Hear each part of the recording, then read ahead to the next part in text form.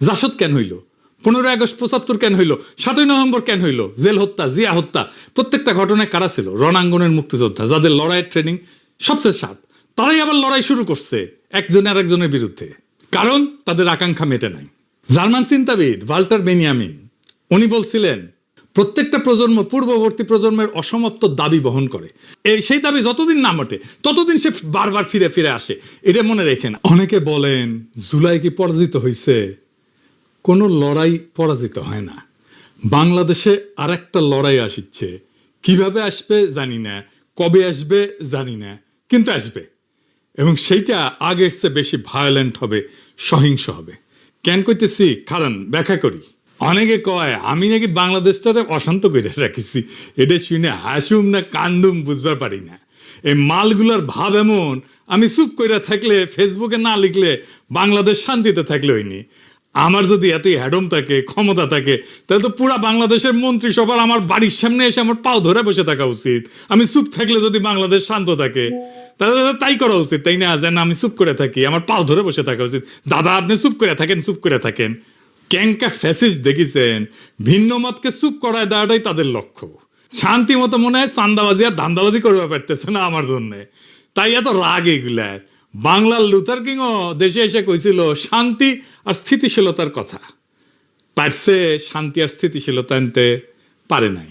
আমি একটা নিউজ দেখাই আপনাদেরকে, কয়েকদিন আগের নিউজ। দেশের বিভিন্ন নদ নদী থেকে 7 দিনে 17 জনের মরদেহ উদ্ধার হয়েছে, প্রত্যেকটাই হত্যাকাণ্ড। হাসিনার আমলেও তো এই অরাজকতা ছিল না। দেশে শান্তি স্থিতিশীলতা আসুক, এটা তো সবাই চাইবে। দুনিয়াতে শান্তি স্থিতিশীলতা আসুক, এটা সবাই চাইবে, কোনো সুস্থ মানুষ চাইবে। কিন্তু এই শান্তি আসাটা কি আমাদের ইচ্ছার উপরে নির্ভর করে? সেটা তো করে না।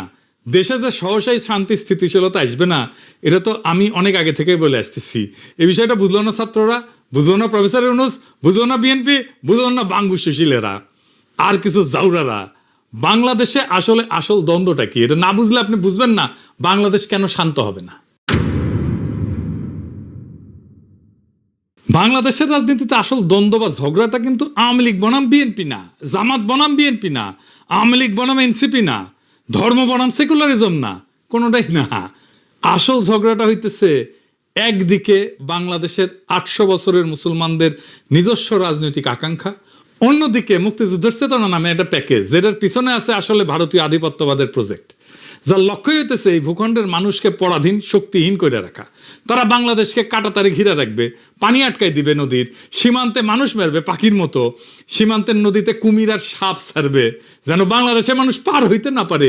কি ভয়ানক কথা! দুনিয়াতে কোথাও এটা নাই। এরা এতে করবে ইন্ডিয়ান বর্ডারে, বাংলাদেশের মানুষকে উই পোকা বলবে, কিন্তু বাংলাদেশে বাজার ছাইয়া ফেলবে তার পণ্যে। তার বাংলাদেশে বন্দর লাগবে, ট্রানজিট লাগবে। তুমি যারা পছন্দ করো না, নিরন্তর অপমান করো, মর্যাদা দাও না, তার ভূখণ্ড তোমার লাগবে। তো তোমার তো একটাই রাস্তা আছে, যে এটা অনুগত জনসমর্থন সরকার রাখা, এটাই হাসিনা। সেই জন্যই ভারতীয় আধিপত্যবাদের সাথে দ্বন্দ্বটা হাসিনা আমলেই চূড়ান্ত রূপ নিল। জার্মান আইন তত্ত্ববিদ কার্ল স্মিথ উনি বলছিলেন, রাজনীতির আসল প্রশ্ন একটা, বন্ধুকে আর শত্রুকে। যেই দিন একটা সমাজ এই প্রশ্নটা সঠিক উত্তর দিতে পারে, সেই দিন সে রাজনৈতিকভাবে জন্ম নেয়। বাংলাদেশের এই প্রশ্নের উত্তর 15 বছর ধরে স্পষ্ট হয়েছে। আওয়ামী লীগ ছিল এই প্রজেক্টের পলিটিক্যাল ভেহিকল, ভারতের পলিটিক্যাল এজেন্ট। 2024-এর জুলাই আগস্টে দ্বন্দ্ব নিয়ে লড়াই হইল। হাসিনা পলাইল ঠিকই, কিন্তু দ্বন্দ্ব মিটে নাই, কারণ ছাতাটা তো সরে নাই। বিএনপি এসে সেই একই ছাতা মাথায় ধরিছে, মানে যেই কারণে 1400 মানুষ জীবন দিছে, সেটার মীমাংসা এখনো বাকি। এই দ্বন্দ্ব মিটতে হবে, মিটবেও, কিন্তু কিভাবে?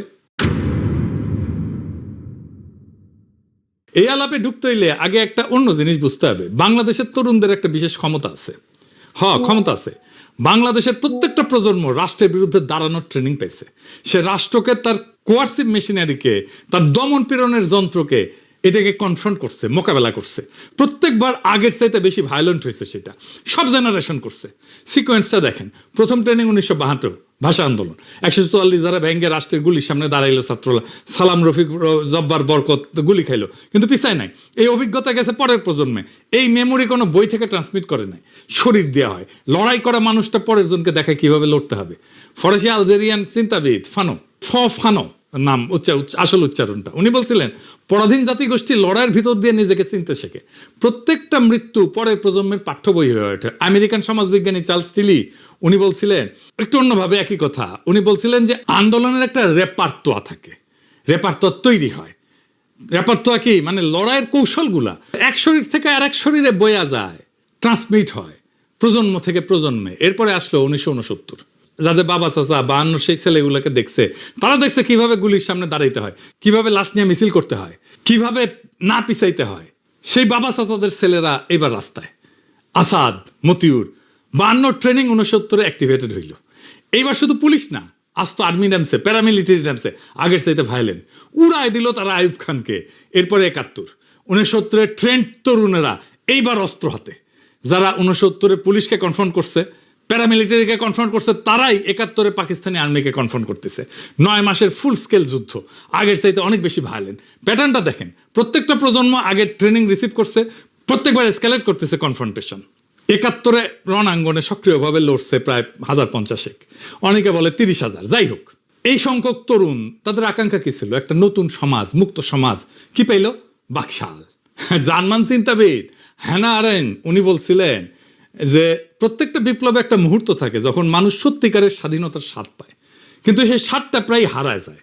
আর সেই হারানো জিনিসটা পরের প্রজন্ম খুঁজতে থাকে। আরেন্ট এই হারানো জিনিসটাকে বলতেছিলেন বিপ্লবের লস্ট ট্রেজার, মানে হারানো ধন। 71 সেই প্রজন্মের তরুণের কাছে সেই রকম একটা হারানো ধন। সে যখনই আইডেন্টিফাই করছে যে কে তার হারানো ধন কাইরে নিছে, তারাই খাইয়া দিছে সেই তরুণ। ওদের আকাঙ্ক্ষা মেটে নাই, কিন্তু তাদের হাতে তো ট্রেনিংটা ছিল, তারা চুপ থাকে নাই। জাসদ কেন হইল? 15 আগস্ট 75 কেন হইল? 7 নভেম্বর কেন হইল? জেল হত্যা, জিয়া হত্যা, প্রত্যেকটা ঘটনায় কারা ছিল? রণাঙ্গনের মুক্তিযোদ্ধা, যাদের লড়াইয়ের ট্রেনিং সবচেয়ে সাত। তারাই আবার লড়াই শুরু করছে একজনের আরেকজনের বিরুদ্ধে, কারণ তাদের আকাঙ্ক্ষা মেটে নাই। জার্মান চিন্তাবিদ ভাল্টার বেনিয়ামিন উনি বলছিলেন প্রত্যেকটা প্রজন্ম পূর্ববর্তী প্রজন্মের অসমাপ্ত দাবি বহন করে। সেই দাবি যতদিন না মটে ততদিন সে বারবার ফিরে ফিরে আসে। এটা মনে রেখেন, আমরা পরে আবার এখানে আসবো। এরপরে আসলো 90, আমাদের জেনারেশন রাজপথে লড়াই করলো। সে হিরোইক লড়াই, 24-এর মতো না, কিন্তু একটা হিরোইক লড়াই করছে আমাদের জেনারেশন। নূর হোসেনের জীবন দেওয়া, কি কাব্যিক জীবন দেওয়া, বুকে পিঠে লিখলো গণতন্ত্র মুক্তি পাক, স্বৈরাচার নিপাত যাক। এরপরে আমাদের ট্রেনিং হলো 2013-তে। 28 ফেব্রুয়ারি 2013 মৌলানা সাইদির ফাঁসির রায়ের পরে সারা দেশ রাস্তায় নামলো, সারা দুনিয়াতে নামছিল। শুধু ইসলামপন্থী তরুণেরা না, সারা দেশের সমস্ত মানুষ নামছিল।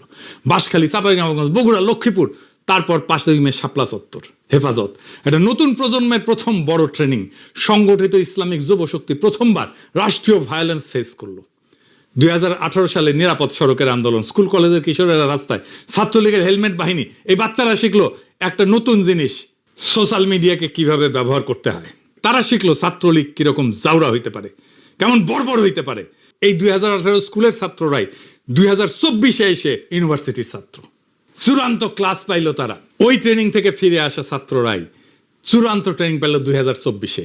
আর্মি, পুলিশ, র্যাব, বিজেপি সব একসাথে নামছে। হেলিকপ্টার থেকে গুলি, 1400 লাশ তবু পিছায় নাই। এই 2024 পৃথিবীতে অনন্য। কেন? দুনিয়ার আর কোথাও বাংলাদেশের 24-এর মতো ঘটনা ঘটে নাই। তিউনিসিয়ায় 2011-তে কি হয়েছিল? আর্মি প্রেসিডেন্টে গুলি চালানোর হুকুম মানে নাই উপরের লেভেলে। মিশরে আর্মি কাউন্সিল বসে সিদ্ধান্ত নিল মোবারক যাবে উপর থেকে। ইন্দোনেশিয়ায় আর্মি চিফ সুহার্তোকে যায় বললো যে চলে যান, উপর থেকে আসলো। ফিলিপিন্সে 86-তে, সার্বিয়াতে 2000, শ্রীলঙ্কা 2022, সব জায়গায় একই গল্প। মিলিটারির উপর লেভেল ক্যালকুলেশন করছে, অঙ্ক করছে, তারপরে বলছে চলে যান। বাংলাদেশে কি হয়েছে? উল্টা। জেনারেলরা ছিল হাসিনার অনুগত, গুলি চালাইতে চাইছিল। ওয়াকার তো হাসিনার আত্মীয়, কিন্তু সৈনিকেরা, জুনিয়র অফিসাররা যারা ফিল্ডে ছিল, তারা গুলি চালাইতে রাজি না। কেন? কারণ ওই রাস্তায় তাদের ভাই, তাদের কাজিন, তাদের প্রতিবেশীর ছেলে। সৈনিকের মা ফোন দিছে, বলছে বাবা গুলি করিস না। রুশ বিপ্লবী ট্রটস্কি 1917 সালে ফেব্রুয়ারি বিপ্লব নিয়ে লিখছিলেন, সৈনিক হঠাৎ করে সৈনিক হওয়া বন্ধ করে দিল। মানে ইউনিফর্ম পরা মানুষটার পেছনের সিভিল মানুষটা ইউনিফর্মকে ছাড়াই গেল। বাংলাদেশে 2024-এর জুলাই আগস্টে এটাই হয়েছিল। ইউনিফর্ম ফুইরা আসল বাংলার পলিমাটির সন্তান বাইরে হয়ে আসলো। পুলিশ শেষ পর্যন্ত হাসিনার অনুগত, ইন্টেলিজেন্স অনুগত, কিন্তু আর্মির জুনিয়র অফিসার, ফিল্ডের সৈনিক, এরা না। শেষ দিনে আর্মির সৈনিকেরা তো পুলিশের বিরুদ্ধেও দাঁড়াইছে, গুলি করছে পুলিশের বিরুদ্ধে। জেনারেলরা যখন বুঝলো সৈনিকেরা আর গুলি চালাবে না, জেনারেলরা বাধ্য হইলো, হাসিনাকে যে বললো আপা পালান, হেলিকপ্টার রেডি, আর একটা প্রমাণ দেখাই, এই বিষয়টা আমি জানি জন্য বলতেছি, যে ফোনদের আলো দিল্লি স্টারের যে ইন্ডিয়ার 2 ফ্ল্যাগশিপ পত্রিকার অফিস আক্রান্ত হইল না, ওখানে আর্মি ছিল, আর্মি ডিফেন্ড করলো না কেন? কারণ সৈনিকেরা ওই পত্রিকা বাঁচাইতে রক্ত দিতে রাজি না, তারা নিজেরাই আর সেই বয়ান বিশ্বাস করে না। এটা ইতিহাসে বিরল, প্রায় অনন্য। খালি হাত লক্ষ লক্ষ তরুণ হেলিকপ্টারের গুলির নিচে দাঁড়াইছে, পিছায় নাই, জিতছে। একটারে মারি একটাই যায়, অন্যগুলা যায় না। শুনেছেন না? শুনেন আবার। মরে একটা, আহত হয় একটা, একটাই যায় স্যার, বাকি যায় না। এটি হচ্ছে স্যার সবচেয়ে বড় আতঙ্কের এবং দুশ্চিন্তার বিষয়।